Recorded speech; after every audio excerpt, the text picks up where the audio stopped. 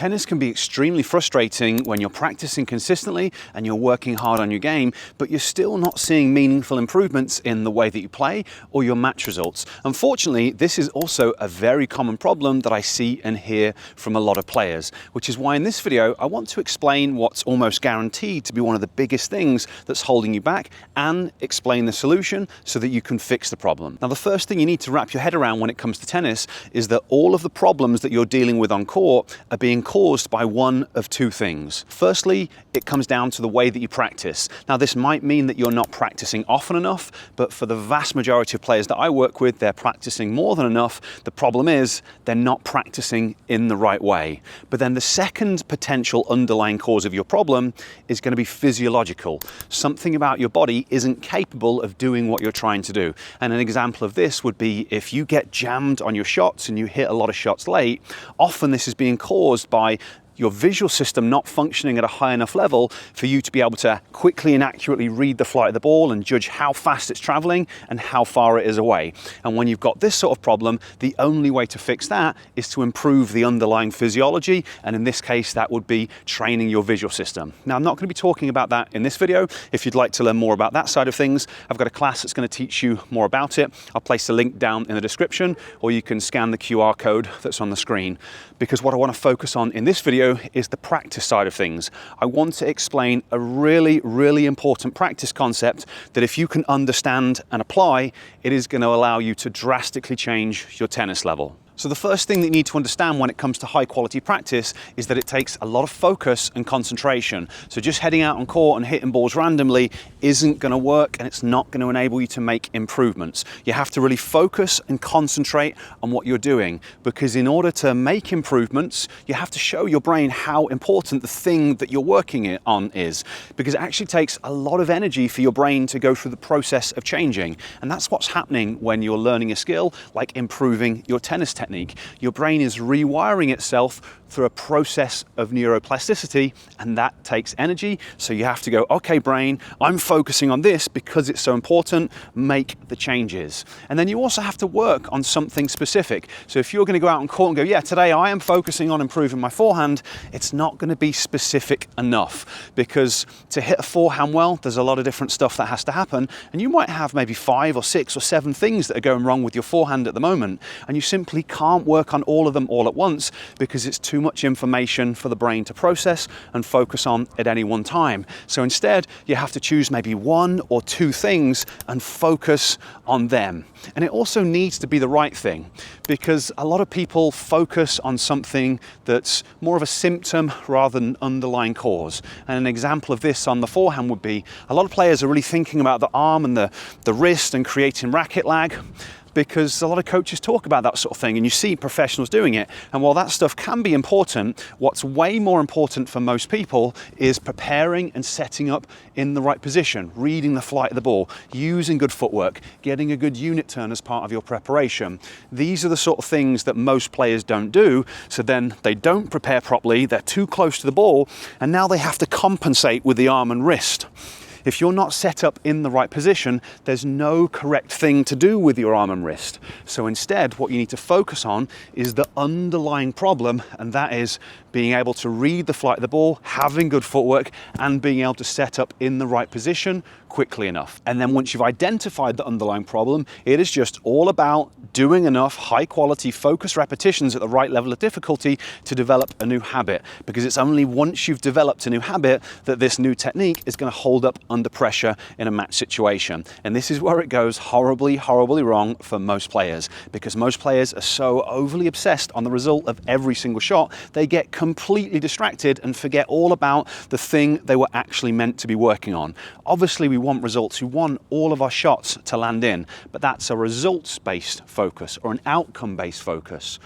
If you want to improve your skill, you have to focus on the process, because by doing the process well, that's going to increase the likelihood that you get the outcome that you want. So this is the real secret to improving your tennis, because unless you have the ability to have a coach with you every single time you play that can remind you about stuff, every single shot that you hit, you have to have the ability to tell yourself what to do. So you have to stay focused on the underlying problem, and you have to give yourself feedback. So I want to give you an example of that.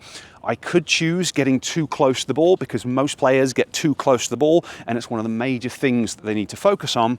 But I want to talk about the split step and timing of split step, because this is another big problem that I see, especially from players at the 4.0 level that are trying to break through and become a 4.5 or maybe even a higher level player.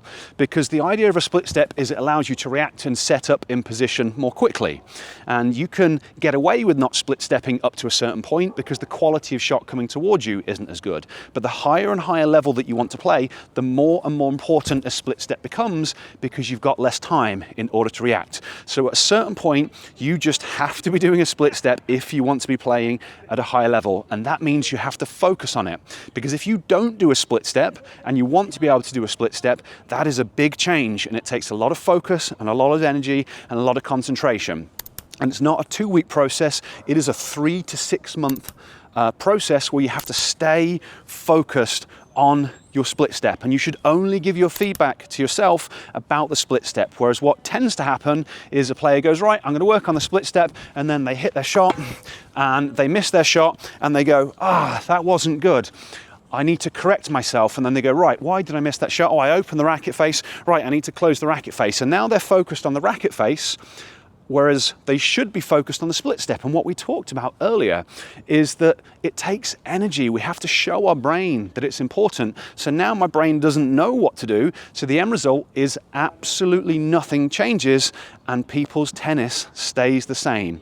So you have to give yourself feedback and evaluate yourself on the thing that you're doing. So if I'm working on the split step, my job is to track what my opponent's doing. I'm watching them prepare for their shot so that I can take off from my split step, so I'm in the air when they make contact, so that I can land just after they make contact, and hopefully by the time I land I can read where the ball's going and I can react really quickly. So my whole job is to think about that every single shot that I'm playing for the next 3 to 6 months, or however long it takes to develop a habit. So if I do a split step perfectly timed and then I miss the ball and it flies over the back fence, that's okay. It doesn't matter, because I did a really good job. So I have to mentally reward myself and go, great job, Richard, you did the split step well. Whereas if I don't do a split step and I rip a ball for a winner, that means I've done a bad job. I cannot mentally reward myself for hitting that winner, because otherwise I have trained myself to do the exact opposite of the thing that I'm trying to work on. So your job is to just be laser focused and disciplined. And if you're working on the split step in this example, or if you're working on spacing, or if you're working on getting a better unit turn, or whatever is the underlying thing that you've identified that you need to work on, you have to focus on that over and over and over again until your brain rewires. And once your brain's rewired, you don't have to think about it anymore. It's a new habit, it's done, the problem's fixed, you have a better tennis technique, and then you can move on to the next thing.